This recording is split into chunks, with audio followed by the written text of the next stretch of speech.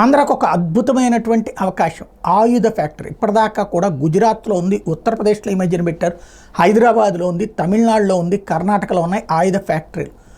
ఆంధ్రప్రదేశ్కి రావాలని ఒక్కసారి మనం గుర్తుకు తెచ్చుకుంటే కనుక భారతదేశంలో ఆయుధ తయారీ వ్యవహారాలకు సంబంధించి నరేంద్ర మోడీ వచ్చాక పెద్ద ఎత్తున ప్లాన్ చేస్తున్నారు. మనం అట్లాంటివి కనుక ఆంధ్రాకి తెచ్చుకుంటే అద్భుతంగా ఉంటుంది. అందులో మనకి ఇక్కడ ట్రాన్స్పోర్టేషన్ ఫెసిలిటీస్ కూడా ఉన్నాయి, షిప్ యార్డ్లు ఉన్నాయి. కాబట్టి ఇక్కడ నుంచి విదేశాలకు ఎగుమతి చేయడం సులభం అవుతుంది.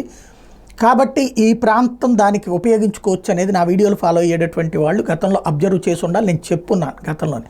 ఇప్పుడు అందులో కీలకమైనటువంటి అడుగు పడింది. ఆంధ్రప్రదేశ్లోకి మడకశిర ప్రాంతంలో ఏదైతే యుద్ధంలో వాడేటటువంటి ఫిరంగులు ఉంటాయి కదా, వాటిట్లలో పెట్టేటటువంటి గుండులు తయారు చేసేటటువంటి ఫ్యాక్టరీ ఇక్కడ పెట్టడానికి ముందుకొచ్చింది.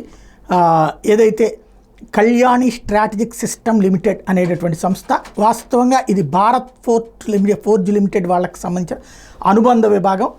అత్యాధునిక డిఫెన్స్ ఎనర్జెటిక్స్ ఫెసిలిటీని ఏర్పాటు చేయడానికి రెడీ అయింది. ఫిరంగులు, artillery system, protected vehicles, armoured vehicle upgradation, మందుగుండు సామాగ్రి, క్షిపణులు, defence solution, defence electronics, aerospace వంటి రంగాల మీద దృష్టి సారించారు.